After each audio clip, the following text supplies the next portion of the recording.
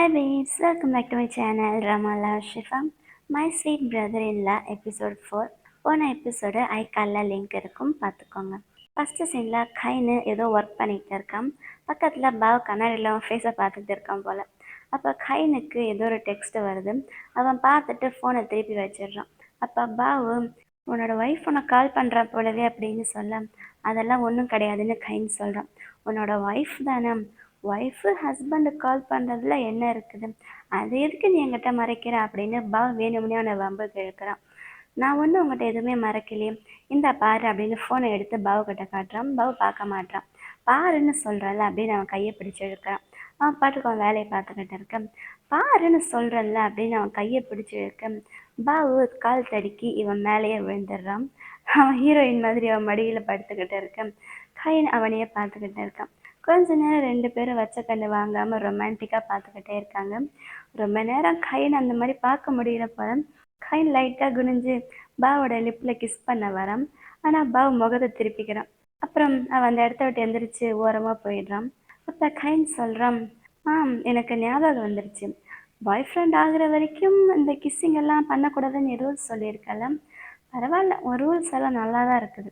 நான் சும்மா உங்ககிட்ட விளையாண்டேன், ஒன்றும் கிடையாது அப்படின்னு சமாளிக்கிறான். அப்போ பாவ் சொல்கிறான், என்னோட எக்ஸ் எப்போ பார்த்தாலும் சும்மா கிஸ் பண்ணிக்கிட்டே இருப்பான், அதெல்லாம் இப்போ எனக்கு நினச்சா கடுப்பாக இருக்கு அப்படின்னு சொல்ல, எந்த எக்ஸு, நீ ஒரு 6 இயர்ஸாக ஒன்றா இருந்தேன்னு சொன்னியே அந்த எக்ஸா அப்படின்னு கேட்குறான்.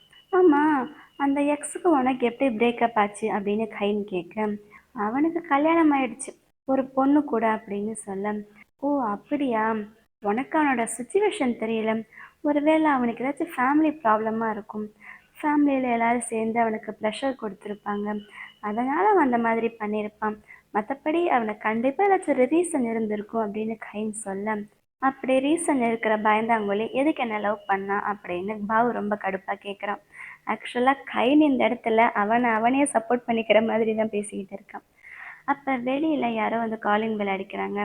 யார் அப்படின்னு ரெண்டு பேரும் பார்த்தா வந்திருக்கிறது ஹூயனும் அவளுடைய கேர்ள் ஃப்ரெண்டும். உள்ளே போய் கைன்னு ஒளிஞ்சுக்கிறான். பாவ் மட்டும்தான் அவங்ககிட்ட பேசிக்கிட்டு இருக்கான். அவன் வெட்டிங்கை ஸ்டாப் பண்ணிடலாம் அப்படின்னு சொல்கிறான். ஓ அப்படியா, என்னாச்சு அப்படின்னு பாவ் கேட்க, அதான் எல்லா விஷயமும் கைனுக்கு தெரிஞ்சிருச்சுல்ல அப்படின்னு அவங்க சொல்ல, ஏன் கைன் அம்மா அப்பா கிட்ட சொல்லிடுவான்னு பயப்படுறியா அப்படின்னு பாவ் கேட்குறான் ஹூயன்கிட்ட. இல்லை, கைன் அந்த மாதிரிலாம் பண்ண மாட்டான், ஆனால் இருந்தாலும் இதை ரொம்ப நாள் நம்ம இதே மாதிரி நடிக்க முடியாதல்ல, அதனால தான் இதைத்தோட ஸ்டாப் பண்ணிடலாம் அப்படின்னு சொல்ல, என்ன பண்ண போகிறீங்க அப்படின்னு பாவ் கேட்குறான். நாங்கள் ரெண்டு பேரும் சைகானுக்கு போக போகிறோம் அப்படின்னு சொல்கிறான்.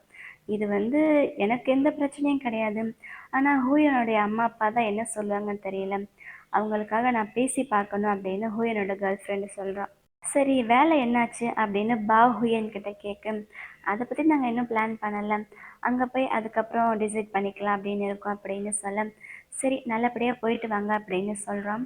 இன்னும் 3 டேஸில் இங்கேருந்து கிளம்பிடும் அப்படின்னு ஹுயன் சொல்ல, சரி போயிட்டு அதுக்கப்புறம் கால் பண்ணுங்க அப்படின்னு பேசி அவங்கள அனுப்பி வச்சுட்டு பாவ் கதவை சாத்துறான்.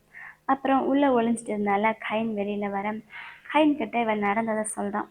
அப்படின்னா உண்மையாலுமே அவன் இங்கேருந்து போக போகிறாளா அப்படின்னு கைன் கேட்குறான். உண்மையாலுமே என்ன, உனக்கு ஏற்கனவே இந்த விஷயம் தெரியுமா அப்படின்னு பாவ் கேட்குறேன். ஆக்சுவலாக ஹூய் நீங்கள் வர்றதுக்கு முன்னாடியே கைனை கூப்பிட்டு பேசியிருப்பான். அவகிட்ட நாங்கள் இந்த கல்யாணத்தை நிறுத்த போகிறோம் அப்படின்னு இந்த விஷயத்தெல்லாம் சொல்ல, கல்யாணத்தை நிறுத்த போறியா, அப்புறம் எதுக்கு நீ கல்யாணம் பண்ணுற மாதிரி ஃபஸ்ட்டு ஆக்டிங் பண்ண அப்படின்னு கேட்க, அம்மா அப்பாக்காக கொஞ்ச நாள் கல்யாணம் பண்ண மாதிரி ஆக்ட் பண்ணிவிட்டு அதுக்கப்புறம் டிவோர்ஸ் பண்ணிடலான்னு நினச்சேன் அப்படின்னு சொல்ல, டிவோர்ஸா, நீ என்ன நினச்சிட்டு இருக்க, கொஞ்சமாச்சும் நம்ம ஃபேமிலியை பற்றி நினச்சி பார்த்தியா அப்படின்னு கைன்னு ஒரு இந்தியன் மாதிரி பேசிக்கிட்டு இருக்கான். அப்போ ஹூயனோட கேர்ள் ஃப்ரெண்ட் சொல்கிறேன், நாங்கள் ஆல்ரெடி இதை பற்றியெல்லாம் பேசியாச்சு, நாங்கள் ரெண்டு பேரும் ஒன்றா சைகானுக்கு போக போகிறோம், இதை பற்றி நீ உங்கள் ஃபேமிலி யாருக்கிட்டே எதுவும் சொல்ல மாட்டேன்னு நினைக்கிறேன் அப்படின்னு சொல்ல, கொஞ்ச நேரம் அவன் யோசித்து பார்க்குறான். அவன் மனசுக்குள்ளே தோணுச்சு போல், நமக்கு தான் நம்ம ஆசைப்பட்ட மாதிரி லைஃப் கிடைக்கல, ஆனால் நம்ம சிஸ்டராச்சும் சந்தோஷமாக இருக்கட்டும் அப்படின்னு நினைக்கிறான் போல். சரி நீ போயிட்டு வா, ஏதாச்சும் பிரச்சனைனா எனக்கு கால் பண்ணு, நம்ம ஃபேமிலியில் எது நடந்தாலும் நான் பார்த்துக்கிறேன் அப்படின்னு சொல்ல, ஹுயன் ரொம்ப சந்தோஷமாக அவனுடைய பிரதரை பார்க்குறான். நீ என்ன பண்ண போகிற, உனக்கு எதுவும் பிரச்சனை இல்லைல்ல அப்படின்னு கேட்க, அதெல்லாம் எதுவும் கிடையாது, எதுவாக இருந்தாலும் நான் பார்த்துக்கிறேன் அப்படின்னு கைன் சொல்ல, சரி உனக்கு ஏதாவது பிரச்சனை வந்தால் எனக்கு கால் பண்ணு அப்படின்னு ஹூயன் சொல்கிறான். இதுதான் அவங்க ஆல்ரெடி பேசியிருப்பாங்க. இதெல்லாம் இப்போ கைன் பாவகிட்ட சொல்ல, பாவும் பரவாயில்லையே, நீ பார்க்கறதுக்கு தான் ரொம்ப ஒரு முரட்டுத்தனமா ட்ரையா இருக்க. ஆனா நீயும் ஒரு பக்கம் நல்லவனா தான் இருக்க அப்படின்னு சொல்ல, யார பார்த்தடா ட்ரையா இருக்கன்னு சொன்னேன். நீ தான்டா ரொம்ப ட்ரையா இருக்க. உனக்கு தான் நிறையா ஜெல்லு தேவைப்படுது அப்படின்னு அவனை மடியில தூக்கிட்டு உள்ள போக போறான். என்ன பண்றேன்னு கீழே விடு, எனக்கு இது பிடிக்கல அப்படின்னு சொல்றான். சரி வேற என்ன உனக்கு பிடிக்கும் அப்படின்னு கேட்க, ரெண்டு பேரும் சேர்ந்து வெளியில போலாம் அப்படின்னு பாவு சொல்றான். ரெண்டு பேரும் சேர்ந்து ரொம்ப ஜாலியாக வெளியில் சுற்றிக்கிட்டு இருக்காங்க. மெட்ரோவில் போகிறாங்க, படிக்கட்டில் விளையாடிட்டு இருக்காங்க. அப்போ மெட்ரோவில் ரெண்டு பேரும் பக்கத்தில் உட்காரணும்னு ஆசைப்படுறாங்க. ஆனால் பார்க்குறவங்க என்ன நினைப்பாங்க அப்படின்னு சொல்லி தள்ளி தள்ளி உட்காந்துக்கிறாங்க. ஆனால் பாவு பயப்படுற மாதிரி இல்லை. அவன் பக்கத்தில் வந்து உட்காடுறான், மடியில் படுக்கிறான். கைன்னு தள்ளி விட்டதுமே அந்த பக்கம் போய் உட்காந்துக்கிறான். அப்புறம் இவங்க ரெண்டு பேருக்கு நடுவில் ஒரு பொண்ணு வந்து உட்காடுறான். பாவோ செம்மையாக டென்ஷன் ஆகிட்டு எந்திரிச்சு போய் கைன் பக்கத்துலேயே உட்காந்துக்கிறான். கைன் அந்த பக்கம் திரும்பிக்கிட்டு இருக்கான், பாவோ இந்த பக்கம் திரும்பிட்டு இருக்கான். ஆனால் ரெண்டு பேருமே ஸ்மைல் பண்ணிட்டு கையை மட்டும் பிடிச்சிக்கிட்டு இருக்காங்க. கைனு அன்னைக்கு காலையில் எப்பயும் போல் வேலைக்கு கிளம்பி போக போகிறான். அப்போ அவனோட கேர்ள் ஃப்ரெண்ட் இல்லை ஒய்ஃப் இருக்கால, அவள் ரொம்ப ரிலாக்ஸாக உட்காந்து பாட்டு பாடிக்கிட்டு இருக்கான்.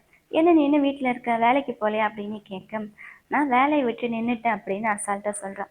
நின்றுட்டியா, ஏன் அப்படின்னு கேட்க, சேல்ரி ஒழுங்காக தரமாட்டுறாங்க, பாஸ் எனக்கு பிடிக்கவே இல்லை, கூட வேலை செய்கிறவங்களே எனக்கு பிடிக்கல, அதான் வேலையை விட்டு நின்றுட்டேன் அப்படின்னு அவன் அசால்ட்டாக சொல்ல, அப்படின்னா இனிமேல் வீட்டில் தான் இருக்க போறியா அப்படின்னு அவன் கேட்க, இல்லை நான் யூரோப் போக போகிறேன் அப்படின்னு சொல்கிறான். யூரோப்பா?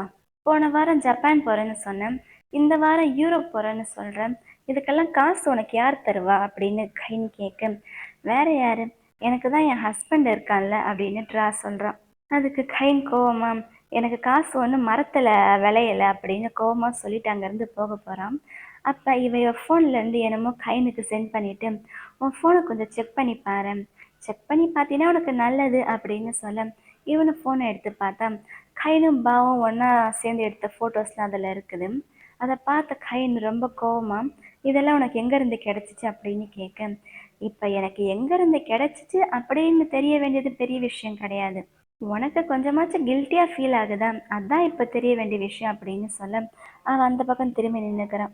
நீ என்னை டச் பண்ணி ஒரு வருஷம் ஆச்சு, எனக்கு ஏற்கனவே உன் மேலே ஒரு டவுட் இருந்துச்சு அப்படின்னு சொல்ல, நீ சும்மா நடிக்காத, எனக்கு உன்னை பற்றி நல்லா தெரியும், நீ வெறும் காசுக்காக தானே என்னை கல்யாணம் பண்ணிக்கிட்ட அப்படின்னு கைன்னு கேட்க, நீ என்ன எதுக்காக கல்யாணம் பண்ணிக்கிட்ட, நீ கேன்ற விஷயம் வெளியில் யாருக்கும் தெரியக்கூடாதுன்றதுக்காகத்தானே, உன்னை மறைக்கிறதுக்கு என்ன கல்யாணம் பண்ணிக்கிட்ட அப்படின்னு சொல்ல, இப்போ உனக்கு என்ன வேணும் அப்படின்னு கைன்னு கேட்குறான்.